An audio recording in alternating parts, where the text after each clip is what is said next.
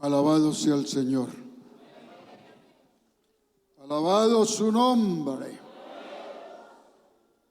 Gracias damos al Señor por estos momentos que Él nos ha concedido. Siéntense.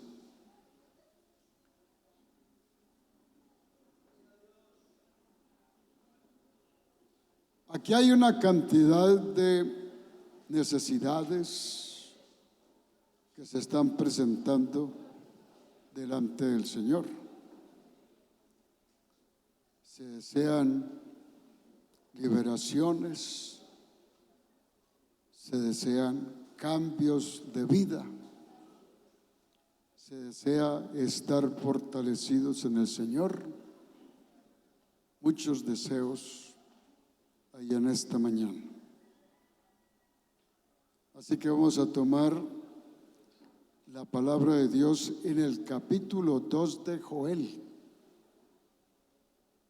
donde encontramos las promesas de Dios sobre esta iglesia. Capítulo 2 del libro de Joel.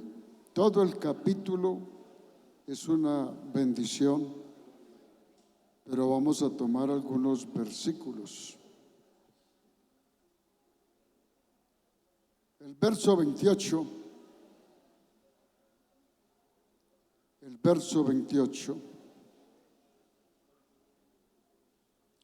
dice esta escritura: y después de esto derramaré mi espíritu sobre toda carne. Profetizarán vuestros hijos, vuestras hijas, vuestros ancianos soñarán sueños, y vuestros jóvenes verán visiones. Y también sobre los siervos y sobre las siervas derramaré mi espíritu en aquellos días. Y daré prodigios en el cielo, en la tierra, sangre y fuego, columnas de humo. El sol se convertirá en tinieblas y la luna en sangre, antes que venga el día grande y espantoso de Jehová. Y todo aquel que invocare el nombre de Jehová será salvo, porque en el monte de Sión y en Jerusalén habrá salvación, como ha dicho Jehová, y entre el remanente al cual habrá llamado. Gracias damos al Señor por su palabra. Bueno, antes de seguir adelante, yo quiero felicitar a los jóvenes por la forma como han venido manejando esto. Hay más de 400 hermanos en este campamento. Y gracias al Señor, pues no hemos tenido cosas que lamentar. Habrá incomodidades, deficiencias, algunas cosas que no han llenado sus expectativas. Pero al fin de todo, decimos fue a gozarnos en el Señor. Amén. Felicitaciones, jóvenes. Que Dios los siga ayudando. Bienvenido a este grupo de cantantes que nos acompaña en esta mañana. Y todos los hermanos, pastores que están con nosotros acá. Gracias damos a Dios. Este capítulo 2 de Joel, todo el capítulo, nos está hablando del tiempo de la iglesia. Tiempo de la iglesia.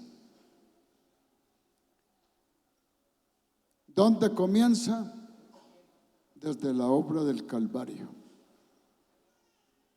Desde la manifestación del Señor Jesús sobre la tierra. Y como señal del cumplimiento, Él ha derramado de su espíritu. Y su espíritu es el que nos da todos estos movimientos, no solamente a nivel local. Este capítulo tiene cumplimiento en todo el mundo. Es la iglesia universal del Señor. En el África, países asiáticos, Norteamérica, América del Sur, todos estos lugares han tenido avivamientos y derramamiento del Espíritu Santo. Nos habla de Dios hablando con su pueblo, desde los niños, los jóvenes, ancianos. Dios se manifestaría en todos ellos. Estaba observando un niño por aquí que sentía cantar y él se estaba moviendo. No sabía cantar, pero él se estaba moviendo. Yo digo, pues el Espíritu de Dios, él no sabe cantar, pero él estaba sintiendo su espíritu allí. Y es lo que Dios hace. Los ojos de todo el mundo en este tiempo están puestos en países y naciones que están en guerra, como ha sido Ucrania. Ucrania es un pueblo judío, su presidente es judío. Y ahora Israel está en una guerra. Y es horrible ver lo que uno alcanza a ver en los noticieros, la destrucción, el desalojo, la evacuación de la gente, bombas por toda parte. Ese Israel que está allí en guerra no es el pueblo judío. Ese Israel fueron 10 tribus que se abrieron en el tiempo del reinado de Salomón. Sus 2 hijos formaron 2 reinos. El uno se formó de 10 tribus y el otro se formó de 2 tribus. El Israel que allí mencionan en guerra es el de 10 tribus que fundaron a Samaria. Y ese Samaria se volvió pagano y apóstata. Por lo tanto, son los musulmanes, mahometanos, y están divididos entre ellos y se atacan unos contra otros. Usted ve que allí no está involucrado el pueblo judío. El pueblo judío está compuesto de 2 tribus que son Judá y Benjamín. Y ellos formaron la capital, Jerusalén. Y allí nos vemos en esa guerra involucrados el pueblo judío. Entonces, nos da a entender de que algo se propone Dios con esto. La guerra de los apóstatas, los que están allí enfrentados, es consecuencia de política, creencias religiosas, consecuencia de dominio, de poder y un poder económico que está allí, porque hay mucha riqueza allí de por medio. Pero todo eso es cumplimiento de su palabra.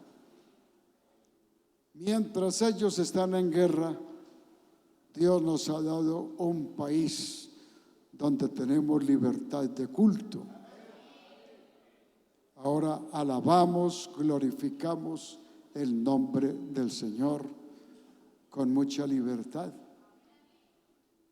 Pero la Biblia sí nos advierte de que vendrán tiempos de persecución. De manera que no somos exentos de que sobre nosotros vengan tiempos en que vamos a estar en ciertas situaciones de persecución. Eso lo encontramos en Mateo 24, del versículo 8 en adelante. Y ahora estamos aquí gozándonos en el Espíritu. Pero la Biblia nos advierte de estos tiempos cuando se aproxima la venida del Señor. Y Él dice, y todo esto será principio de dolores. Entonces os entregarán a tribulación y os matarán y seréis aborrecidos de todas las gentes por causa de mi nombre. Muchos tropezarán entonces y se entregarán unos a otros y unos a otros se aborrecerán. Y muchos falsos profetas se levantarán y engañarán a muchos. Y por haberse multiplicado la maldad, el amor de muchos se enfriará. Mas el que persevere hasta el fin, este será salvo. Yo quiero tomar estos textos para que veamos la necesidad del conocimiento. No confundamos la emoción con la unción del Espíritu.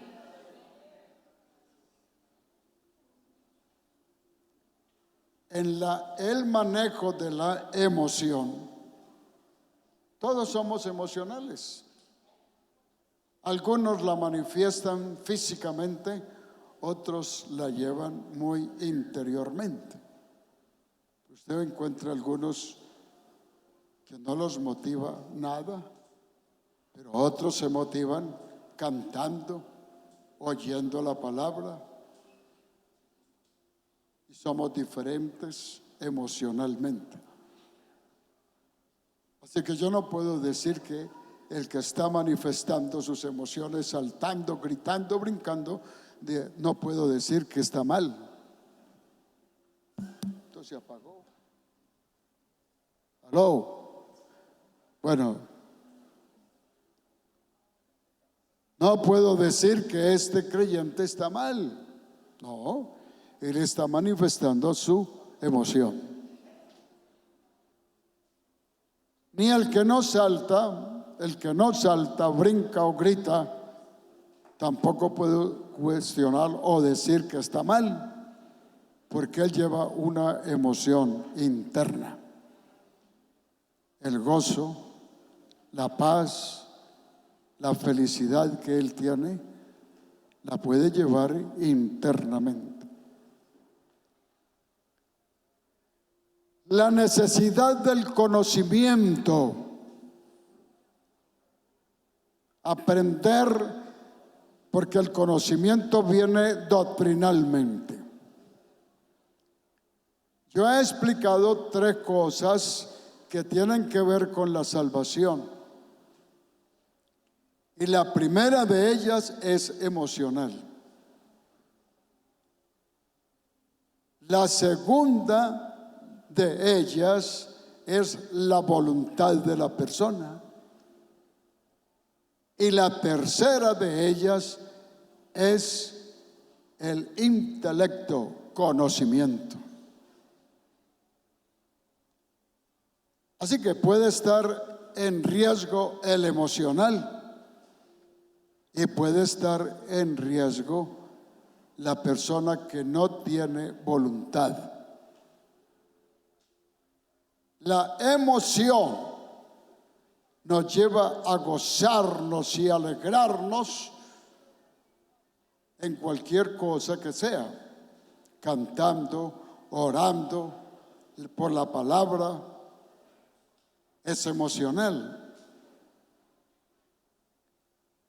La emoción es de los niños. Si yo veo un niño jugando con un carrito, lo veo muy natural. Pero si yo viera a Enrique jugando con un carrito, ¿qué diría? ¿Que está loco?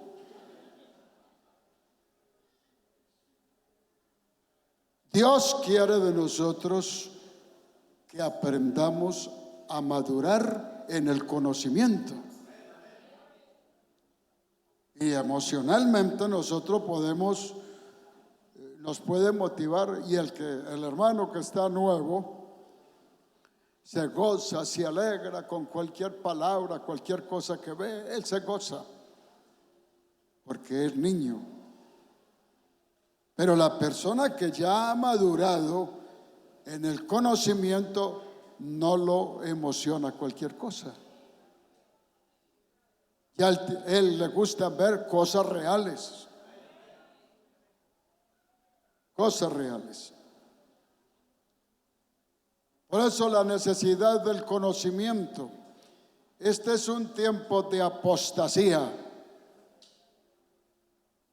La Biblia nos dice que el Señor no vendrá sin que antes se manifieste la apostasía y el hombre de pecado, el espíritu de iniquidad. Así que tenemos que pasar como por un filtro. El niño tiene que aprender a madurar. La madurez lo lleva a poner en acción lo que es su voluntad. La voluntad es escoger entre una cosa y otra. ¿Qué es bueno? ¿Qué es malo? La voluntad nos lleva a tomar decisiones. Yo quiero decirle, hermano, que usted está aquí en el campamento para que tome una decisión. O sigue andando como vino, o sigue caminando como Dios lo ha enseñado a caminar. Alabanzas al nombre del Señor.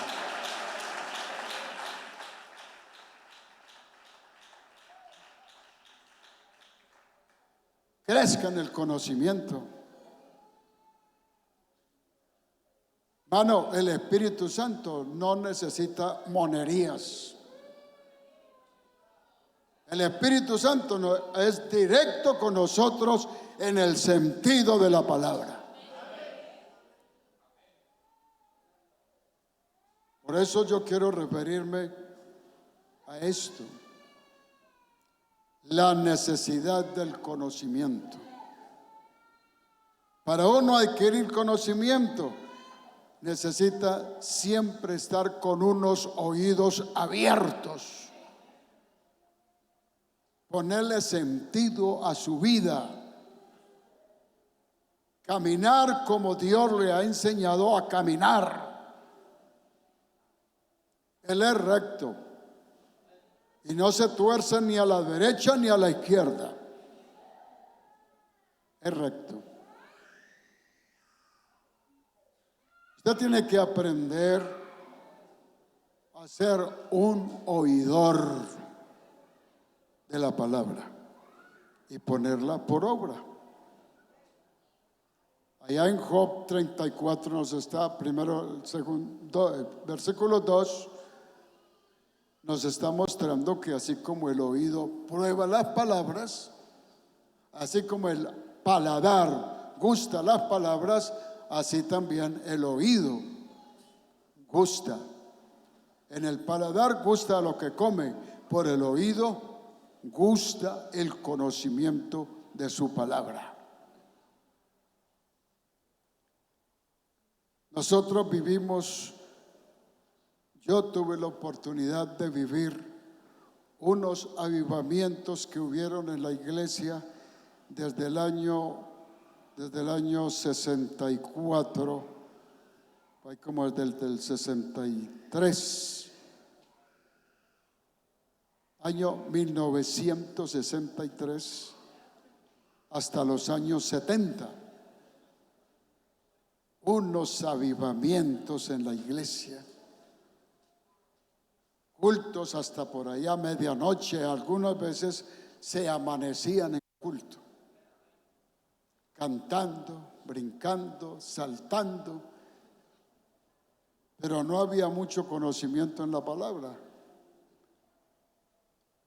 Y después vinieron divisiones.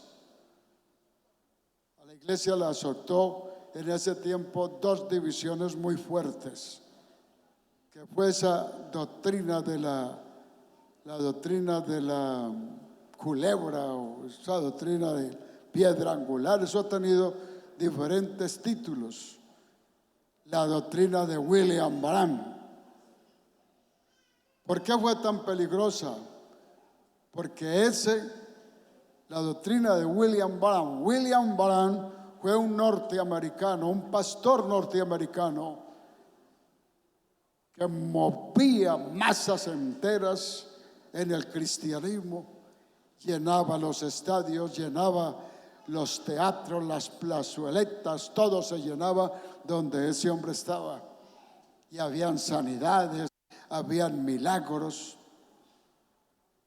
Pero un día de tantos, él se creció, se endiosó y comenzó con doctrinas falsas. Y ahí fue donde él se declaró en la doctrina de la culebra y una cantidad de enseñanzas torcidas. Se apartó de la iglesia, pero como tenía tantos seguidores, lo siguieron con sus doctrinas torcidas. Ese hombre murió por ahí en el año 67, algo así, estrellado con su carro, y murió degollado. Pero siguieron las enseñanzas de ellos, y hasta ahora se ha convertido en una doctrina peligrosísima para la iglesia, porque tienen la doctrina de la unicidad de Dios y tienen las doctrinas apostólicas. Entonces ellos convencen a la gente de que que tienen las doctrinas apostólicas, y han sacado mucho hermano de la iglesia. ¿Por qué los ha sacado? Por la falta de conocimiento. La gente se gozaba y tenía muchas emociones. Amanecían cantando, orando, gritando, saltando. Pero cuando llegaron esas divisiones, entonces sacaron mucha gente de la iglesia y hasta pastores se fueron allí. Después de eso vino la división de la Pentecostés, que esa fue otra cosa que se vivió en el año 67, cuando los norteamericanos que habían estado en Colombia quisieron formar sus sedes y organizar iglesias dirigidas por la Pentecostés Internacional, pero la iglesia pentecostal seguía con lo establecido de tener una dirección nacional. Eso fue algo establecido, por lo tanto, la iglesia siguió su trabajo. Y hasta aquí Dios nos ha respaldado y nos ha bendecido. Pero esas divisiones surgieron a falta del conocimiento. Por eso hay la necesidad de crecer en el conocimiento y seguir propiamente lo que es ser guiados por el Espíritu. Porque el Espíritu Santo nos ha sido dado no solamente para tener la señal del movimiento, de avivamiento, de hablar en lenguas. El Espíritu Santo nos ha sido dado para ser guiados a toda verdad. Eso es lo que dice San Juan capítulo 16, por allá en el versículo 12. El Espíritu Santo nos ha sido dado para ser guiados a toda verdad. Desde entonces es muy difícil realmente el control de esto a nivel nacional o a nivel internacional. Solamente el Señor nos dará el control de todo esto. Alabanzas al nombre del Señor. Por eso ahí en Joel capítulo 2, el verso 2, nos dice del tiempo que estamos viviendo. Día de tinieblas y de oscuridad, día de nube y de sombra. Como sobre los montes se extiende el alba, así vendrá un pueblo grande y fuerte. Semejante a él no lo hubo jamás, ni después de él lo habrá, en años de muchas generaciones. Así que la iglesia sigue su crecimiento por el Espíritu de Dios, por la palabra de nuestro Dios. Pero no olvidemos lo que dice entonces Mateo 24, del 8 en adelante. Por los lugares donde vamos a tener que cruzar, o vamos a tener que pasar, de una manera o de otra. Usted debe de estar bien fundamentado en la palabra.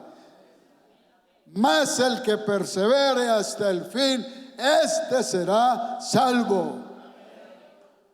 Eso es lo que nos enseña su palabra.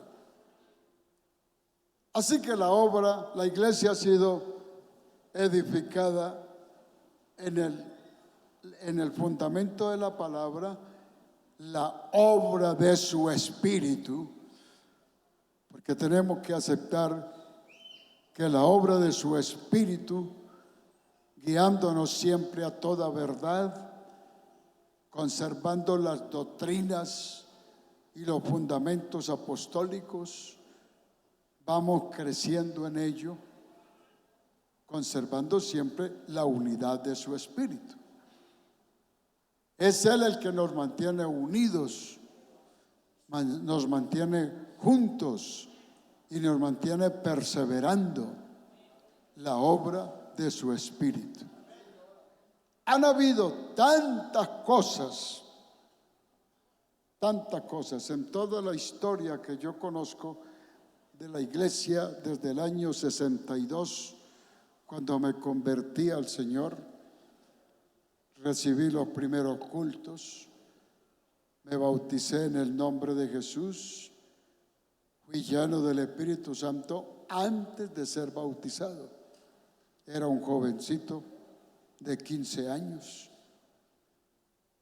Nunca pensé que llegaría a ser pastor. Y el Señor me ha dado la oportunidad de pasar muchas dificultades, conocer problemas de diferente índole. Pero ¿qué nos ha conservado? El Espíritu Santo. moviéndose en nosotros por el conocimiento de su palabra.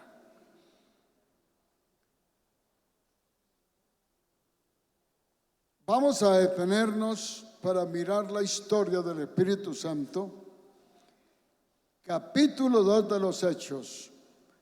Y vemos estas manifestaciones siempre dentro de los propósitos de Dios. El capítulo 2 de los Hechos es el derramamiento del Espíritu Santo en los judíos. ¿Por qué ellos tuvieron que reunirse, ayunar y estar perseverando en un lugar hasta que el Espíritu Santo se manifestó en ellos? El Señor les había dicho en el capítulo 1 de los Hechos, en el versículo 4, les había dicho que permanecieran en Jerusalén hasta que el Espíritu Santo descendiera sobre ellos. Y así lo hicieron. Perseveraron allí en un lugar, en ayunos, oración. Habían 120 hermanos allí reunidos. Y propiamente el día de Pentecostés, cuando se celebraba esa fiesta entre los judíos, el Espíritu Santo descendió sobre los hermanos que estaban allí en ayuno. Habían dificultades entre las doctrinas apostólicas y las doctrinas judías, porque los judíos que querían seguir predicando la ley de Moisés y los cristianos querían seguir predicando a Cristo. Por lo tanto, los judíos tuvieron mucha confusión, pero el Espíritu Santo confirmaba en ellos la doctrina. Y ellos siguieron predicando. Por eso en el libro de los Hechos encontramos la historia de la iglesia, porque los judíos no creían, no aceptaban a Cristo. Así que los cristianos penetraban entre los judíos con las doctrinas cristianas, pero tenían problemas. De esa manera, el Señor siguió confirmando su iglesia por las doctrinas cristianas y por la obra de su Espíritu. Es diferente el derramamiento del Espíritu Santo entre los judíos. En el capítulo 8 de los Hechos encontramos el derramamiento del Espíritu Santo sobre los de Samaria. Los de Samaria eran las 10 tribus que mencioné ahora, que habían fundado a Samaria como capital. Y los de Samaria, cuando Felipe entró a predicar a Samaria, estaban invadidos de una doctrina de magos, una doctrina de creencias, de adivinación, de paganismo, y estaban engañados. Y Samaria estaba invadida de esa doctrina, porque un mago que había allí hacía señales y hacía milagros y hacía cosas extraordinarias, y la gente fue engañada y eran sus seguidores. Pero cuando Felipe llegó predicando el evangelio, entonces la señal que el Señor les dio a ellos fue derramar sobre ellos el Espíritu Santo, de manera que eran bautizados y llenos del Espíritu Santo. Y eso hizo que hasta el mago que había allí engañando se convirtiera también al evangelio. Pero como era una persona muy hábil, se convirtió al evangelio, pero siguió a los discípulos muy de cerca, como tratando de aprender lo que ellos hacían para él ponerlo en práctica después. tanto que llegó al extremo cuando vio que los discípulos imponían las manos sobre los hermanos para que recibieran el Espíritu Santo. Él les dijo, les ofreció dinero para que también le fuera dado ese don de sobre quien pusiera las manos recibiera el Espíritu Santo. Los discípulos lo reprendieron y le dijeron, tu dinero perezca contigo, porque has pensado que el reino de Dios se obtiene con dinero. En hiel de amargura y en prisión de maldad veo que estás, dijo Pedro. Tu dinero perezca contigo. Y fue tanta la reprensión que el hombre pues se arrepintió de eso. Digo, rogad a Dios para que esto que habéis dicho no venga sobre mí. Y que este hombre había engañado la ciudad de Samaria, pero el Espíritu Santo llegó resistiendo ese engaño, usando a los hermanos por el Espíritu en las doctrinas establecidas por Dios entre los cristianos. Por eso el Espíritu Santo era entonces allí una señal. Cuando se dice, y los discípulos imponían las manos sobre los hermanos para que recibieran el Espíritu Santo, entiendan esto, que es las manos de la iglesia orando, rogando a Dios por los hermanos que han de recibir esa revelación del Espíritu. Las manos de los discípulos son las manos de la iglesia en nuestro tiempo, que ora, ruega y pide al Señor para que los hermanos también sean llenos del Espíritu Santo. Por eso no dejamos de clamar a Dios por esto. La señal era del Espíritu Santo en los hermanos hablando lenguas. Por eso esa es una doctrina que tenemos que verla a través de la palabra con revelación y con conocimiento.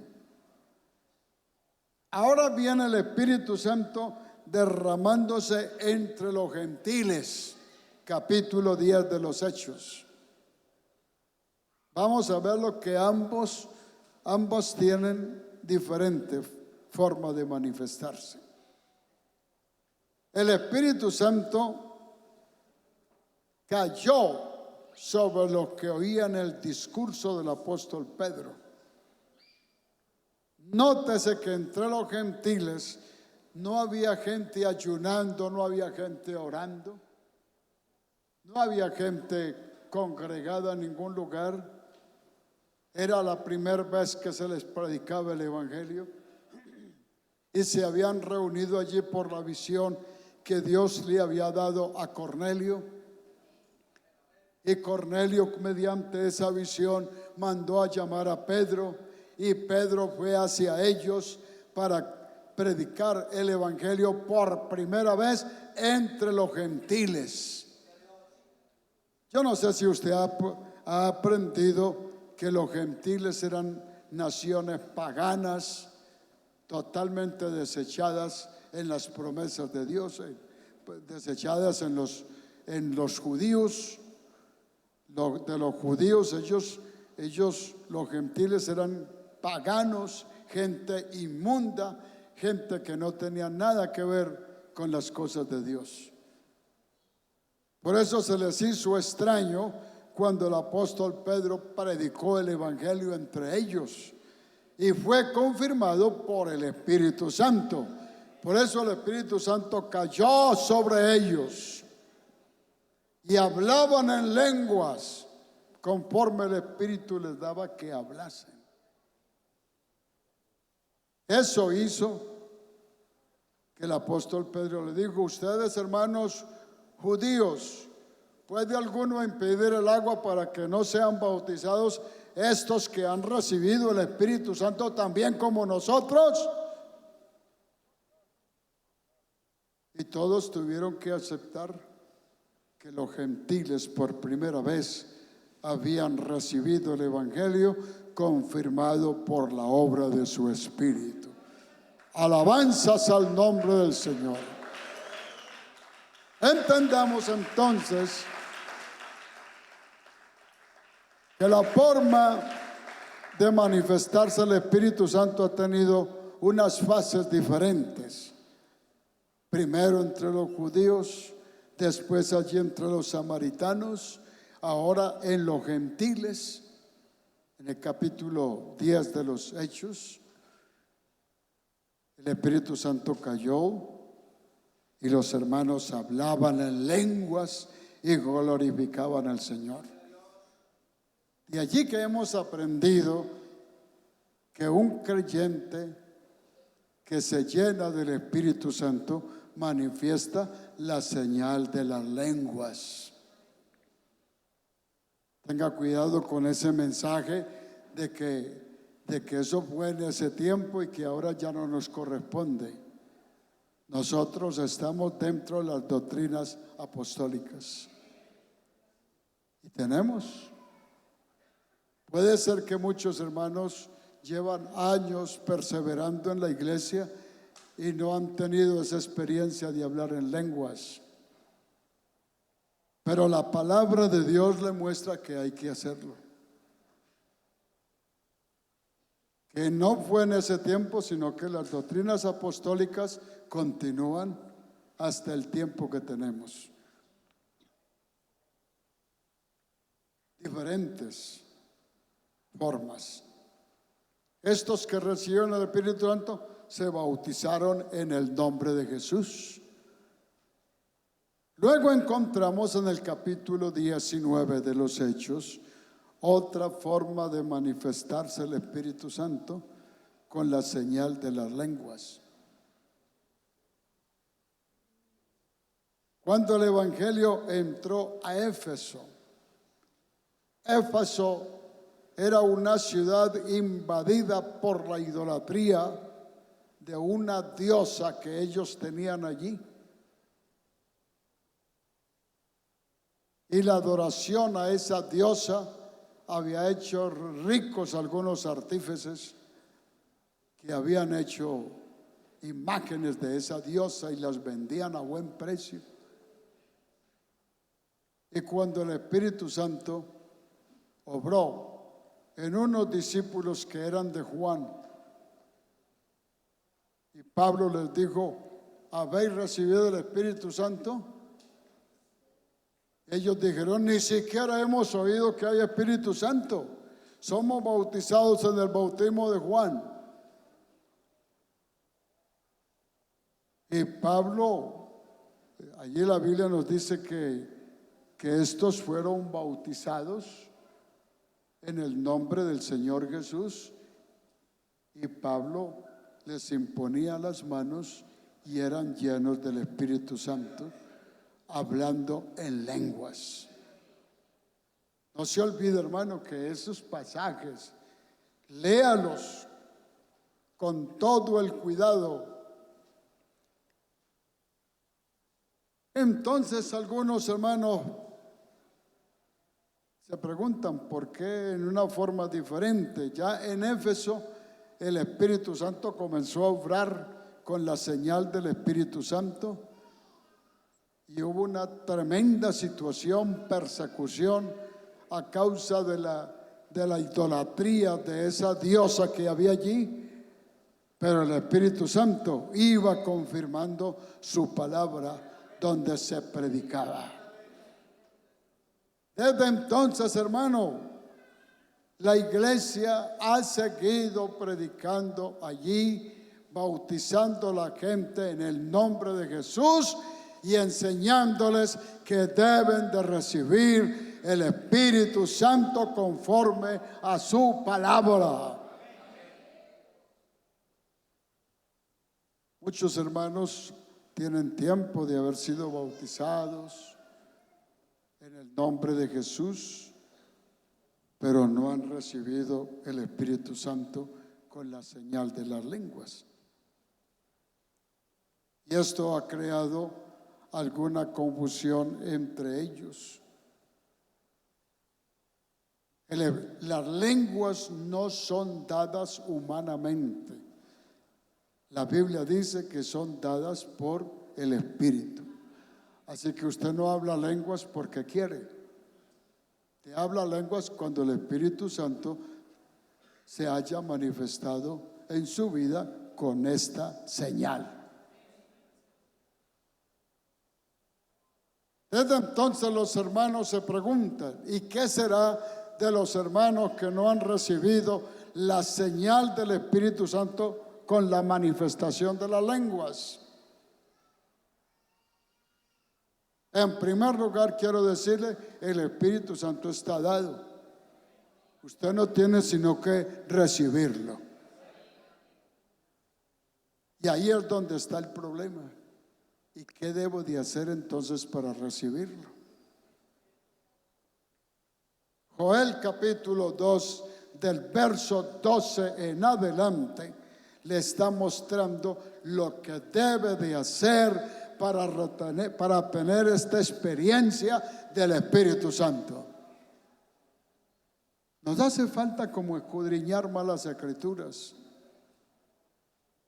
Por eso pues ahora dice Jehová, convertíos a mí con todo vuestro corazón, con ayuno y lloro y lamento.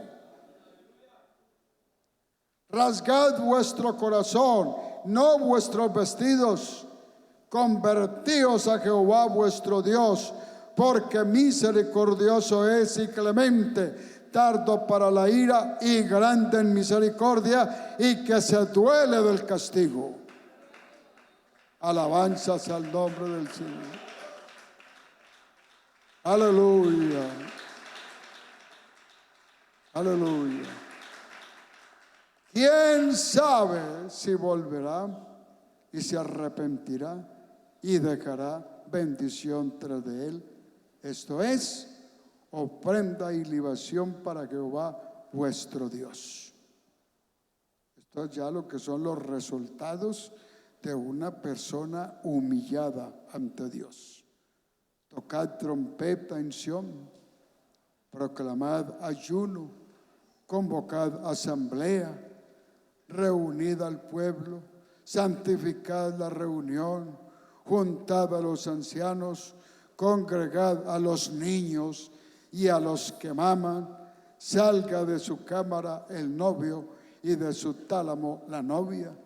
Entre la entrada y el altar lloren los sacerdotes ministros de Jehová y digan, perdona, oh Jehová, a tu pueblo y no entregues al oprobio tu heredad, para que las naciones se enseñoreen de ella. Porque han de decir entre los pueblos, ¿dónde está tu Dios? Y Jehová, solícito por la tierra, perdonará a su pueblo. Así que, hermanos, ¿a quién culpamos? ¿A quién culpamos? De que el Espíritu Santo no se haya manifestado en nosotros. ¿A quién culpamos? ¿Culpamos a los hermanos? ¿Culpamos al pastor? La Biblia no dice así. La Biblia dice a cada uno personalmente lo que debe de hacer. Si usted está duro para tener esa señal del Espíritu Santo, la Biblia le está enseñando lo que debe de hacer. ¿Qué debe de hacer? Humillarse. Humillarse. Que Dios lo quebrante, que Dios lo motive, que Dios lo mueva. Y proponerse buscar de Dios hasta que el Señor lo llene de su Espíritu. Él no se tarda. Él se mueve todavía entre nosotros. Su promesa está dada.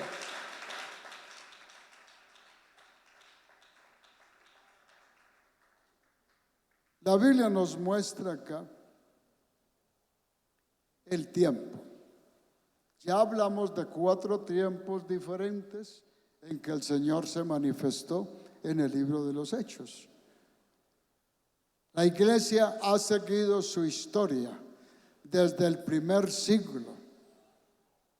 Pasa por la etapa del segundo siglo, la etapa del tercer siglo, la etapa del cuarto siglo, quinto siglo, sexto siglo. Han sido dispensaciones de la iglesia. 7 tiempos que la iglesia ha vivido. Y el Señor sigue siendo el mismo. Y el Espíritu Santo sigue siendo el mismo. Son 7 dispensaciones. Por lo tanto, ¿cuál es la dispensación de nosotros? La última. ¿Cuál es la última? El mensaje a la iglesia de la Odisea. Y en el mensaje de la iglesia de la Odisea hay una mezcla de creencias y de religiones de toda clase. Pero entre ellas está su pueblo. Por eso el Señor tiene que hacerle un llamado a la iglesia de la Odisea y decirle: eres rico, andas desnudo y eres ciego. ¿Cuál fue la parte más peligrosa de la iglesia de la Odisea? ¿Cuál ha sido la parte más peligrosa? Este tiempo en que estamos viviendo no tenemos persecución. Por lo tanto, la gente no tiene que ayunar para que el Señor los proteja y los guarde. Y eso nos ha llevado a un pueblo fuerte y grande, pero de hombres débiles. Eso es lo que estamos mirando. Hombres débiles. La libertad que tenemos de culto para glorificar al Señor. No tenemos que estarnos escondiendo por allá en los montes y en las cuevas para que nadie nos vaya a matar. La libertad que tenemos ha hecho que la gente se conforme, no esté humillándose, como lo dice Joel. Entonces, el Espíritu Santo sigue haciendo su obra. Y el Señor le dice a la iglesia allí: es rico. Y esa riqueza lo ha llevado a conformarse. Y ahora entonces sigue que andaba pobre y desnudo. Le recomienda entonces 3 cosas a la iglesia de la Odisea. Una de ellas es que compres oro refinado. ¿Usted sabe qué significa el oro refinado? Es el conocimiento de Jesucristo. Oro refinado es el conocimiento en la palabra. Oro refinado es la firmeza que tenemos en las doctrinas fundamentales de la iglesia. Oro refinado es la divinidad de Jesucristo. Hermano, la Biblia nos recomienda profundizar en el conocimiento de Cristo. Y luego entonces está haciendo mención, porque él menciona, allí se mencionan 3 cosas: la frialdad, que es muerte; se menciona la tibieza, que es la falta de decisión, vivo o muerto, no se sabe a dónde está;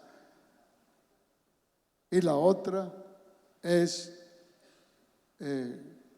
eres tibio, no frío ni caliente. Frío es muerto, caliente es vida, y la tibieza es que no se sabe dónde está. El creyente debe saber dónde está, no tener duda de lo que tiene, de lo que ha creído y de lo que ha recibido. Entonces se les recomienda vestir, comprar oro refinado, el conocimiento de Cristo. Se les recomienda que busque las vestiduras blancas para vestirse. Las vestiduras blancas es propiamente el conocimiento de la justicia de Dios. Esa situación que vivimos en establecer la justicia nuestra y la justicia de Dios. La justicia de Dios nuestra es siempre pensar que estamos muy bien y que no necesitamos hacer tanto para la salvación.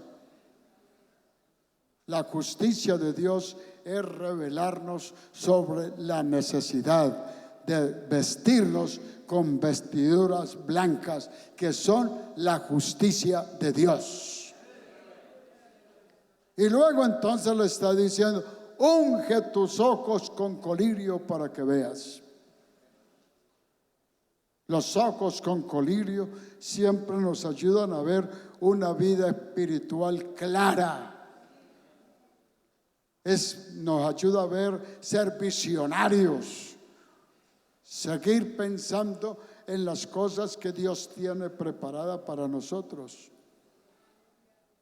Joel capítulo 2, en el verso 23. Por hermano, todo este capítulo está hablando del futuro de la iglesia. Y él dice allí: vosotros también, hijos de Sión, alegraos y gozaos en Jehová vuestro Dios, porque os ha dado la primera lluvia a su tiempo, y hará descender sobre vosotros lluvia temprana y tardía como al principio. La lluvia temprana fue la iglesia del primer siglo, la era apostólica. La lluvia tardía es el derramamiento del Espíritu Santo en los últimos tiempos. Dios nos ha permitido ver ese avivamiento de la iglesia desde 1800, cuando comenzaron avivamientos por el África, países asiáticos, Norteamérica, una evangelización mundial con la revelación del nombre y derramamiento del Espíritu Santo. Allí nació el pentecostalismo. Las iglesias pentecostales nacieron y de allá recibimos nosotros el mensaje en Sudamérica. Y Dios nos ha permitido a través de nuestro mensaje excursionar en muchos países de Sudamérica con este mensaje del nombre y de revelación del Espíritu Santo. ¿Cómo comenzó esos avivamientos en el año 1800? Por hombres que se humillaron a Dios, que ayunaron, que buscaron de Dios para recibir la revelación del nombre y el derramamiento del Espíritu Santo. A eso se debió que de muchas organizaciones evangélicas naciera esta iglesia que el Señor ha tenido como una lluvia tardía. Alabanzas al nombre del Señor. Una lluvia tardía. Por eso algunos se preguntan, ¿dónde nació ese nombre de pentecostal? No, nació en medio de los avivamientos que surgieron, como lo dije antes, África, países asiáticos, Europa. Europa fue cristianizada ya mediante el paganismo, el imperio romano. Pero tenían las iglesias, las doctrinas cristianas, solamente que ya estaban unidas al paganismo. Y por eso Europa es un cristianismo pagano endurecido para con Dios. Es difícil predicar el evangelio en Europa. Y Europa ya, España y todos estos países cercanos están llenos de hermanos, mayoría latinos. No son de allá. Las iglesias están compuestas de hermanos que han emigrado de toda Sudamérica y se han ido a Europa y han abierto iglesias. Así que el pentecostalismo es un avivamiento que viene mediante la revelación de Dios en cuanto a la unicidad de Dios y la obra del Espíritu Santo. Alabanzas al nombre del Señor. Alabanzas al nombre del Señor. Él nos recomienda, y la Biblia lo sigue diciendo, todo el capítulo 2 de Joel, léanlo con cuidado, estúdienlo, porque esa es una iglesia profética. Esa es la iglesia del último tiempo. Y nace mediante la consagración y la humillación a Dios.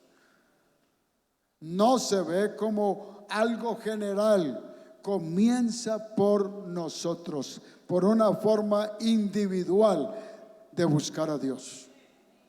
Una forma individual. Pues los hermanos a veces pensamos de que los avivamientos vienen en grupo. No, usted tiene un avivamiento personal que no lo ha descubierto.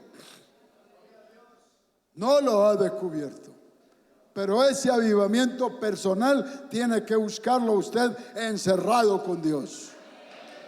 Alabanzas al nombre del Señor. Aleluya. Aleluya. Cuando los hermanos comienzan a buscar individualmente a Dios, Dios responde. Dios responde. Y puede pensar usted 400 hermanos humillados buscando la presencia de Dios, buscando que Dios confirme por el Espíritu lo que estamos enseñando y estamos predicando. ¿Cuál será el avivamiento que puede haber entre todos? Alabanzas al nombre del Señor. Ya le estamos mirando a Joel capítulo 2. ¿Cómo siguieron las iglesias después del primer siglo? Perseguidas. Cayeron bajo los imperios de Roma. Todos estos emperadores eran enemigos del cristianismo y lo persiguieron. Y los hermanos tenían que esconderse y andar en catacumbas, escondidos en las cuevas, por los montes, en los desiertos, escondidos, porque estaban siendo perseguidos. Y el Señor no dejó su iglesia. Siempre la iglesia estuvo allí. Léase las 7 cartas que aparecen en Apocalipsis, capítulo 2 y capítulo 3, donde está la historia del cristianismo. Y cada una de esas iglesias vivió un tiempo diferente.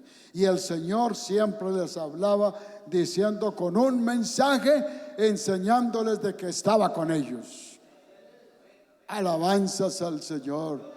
El Señor está con nosotros. El Señor nos sigue respaldando. Sigamos creyendo que el Señor tiene una iglesia para gloria de su nombre, llena de su Espíritu, por la palabra, por el conocimiento que hay en su palabra. Glorificado sea el nombre del Señor. El peligro de la iglesia en este tiempo es que ha quedado dentro de unas costumbres religiosas. Los hermanos se convierten al Señor y siguen como un costumbrismo. y se conforman con ir a culto, cantar, y se gozan el culto y se va para la casa esperando el otro culto. Pero no se les ve el deseo de buscar de Dios entre su familia, entre sus hogares, con los vecinos. No se les ve el deseo de coger su Biblia e ir a visitar a alguien para que se convierta al Señor. Y en eso consiste el avivamiento. Cuando los hermanos se salen de su entorno allí, cuando abandonan el entorno y comienzan a extenderse, a buscar, eso le da un avivamiento espiritual. Entonces el peligro en que hemos caído es que como no hay persecución, entonces somos unos religiosos que vamos a culto, que nos congregamos y hacemos allí lo que nos enseñan que hagamos, porque no son ni muy lectores de las Escrituras.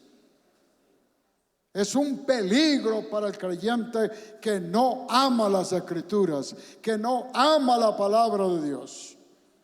El Señor lo ayuda, hermano, cuando usted se dedica a la palabra. Abandone los medios, los celulares, todas esas cosas. Abandone eso, hermano, y tome la palabra.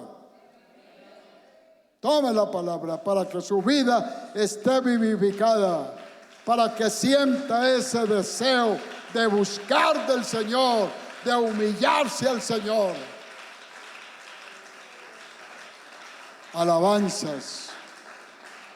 Los hermanos del segundo siglo, perseguidos por el imperio romano, donde quemaron hermanos, murieron ahorcados, degollados, familias enteras quemadas por el imperio romano. Pero con todo eso, el Señor les siguió mostrando que estaba con ellos, que habían permanecido en la palabra y en la obra de su Espíritu. Hermanos, entendamos, la iglesia del Señor está viva y usted está en el lugar donde debe de estar. Pero reaccione, que su humillación delante del Señor tiene que hacerlo en una vida personal.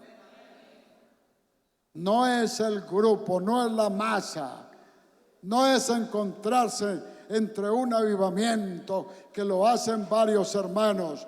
Hermano, puede llegar a ver el mensaje que haya y usted seguirá lo mismo. Usted seguirá lo mismo. Por eso el compromiso suyo con el Señor en esta mañana debe decir: Señor, voy a dedicarme a una vida personal con Dios. Eso es lo que me enseña la Escritura. Yo busco un avivamiento entre los hermanos. La gente está avivada, entonces yo voy a avivarme también. No, Señor, comience un avivamiento en su vida personal. Y el Señor lo va a ayudar y lo va a respaldar con su presencia. Usted sigue viniendo al altar, porque a veces los predicadores nos llenamos de emoción cuando la gente viene al altar. Usted sigue viniendo al altar y sigue allá en la misma forma. En la misma forma. Pero si usted se propone y reacciona, por ello yo le digo, la salvación de nosotros está entre tres cosas: la emocional, la voluntad y el conocimiento. Lo emocional, la voluntad suya y el conocimiento. Ojalá que en este día usted se llene del conocimiento y sienta la necesidad de hacer una vida personal con Dios. Yo no les voy a invitar al altar. Yo voy a pedirle el favor de que allá de pie le diga: Señor, con sinceridad, Señor, Yo necesito de ti. Ayúdeme. Ayúdeme para poner por obra la palabra. Ayúdame para entender lo que tú haces. Levanta tus manos, cierra tus ojos, invoca el nombre del Señor. Oh Dios omnipotente, tu palabra es la verdad. Cúbre con tu sangre estas vidas, Señor. Ayúdenos. Ayúdenos, Señor Jesús, a sentir la necesidad de una sincera comunión, de humillarnos delante de ti, consagrar nuestras vidas al servicio de Dios. Alabanzas al nombre de Jesús. Alabanzas al nombre de Jesús. Oh,